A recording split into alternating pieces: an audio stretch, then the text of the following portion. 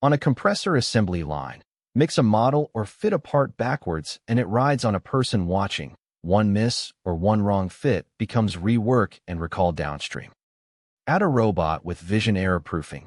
Code read plus vision double check stops a wrong model or orientation on the spot, and every part is logged and traceable. Read the code to confirm the model. Use vision for orientation and position. Tighten closed loop on torque and chain stations into one assembly line. Pick, locate, assemble, tighten, confirm. Every step is checked, a wrong part is stopped, and the data records itself. When does it pay first?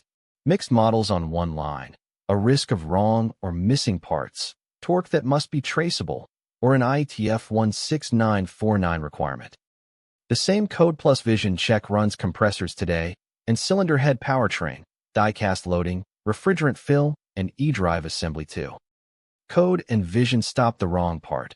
Every torque value is traceable, and it aligns naturally with IATF 16949.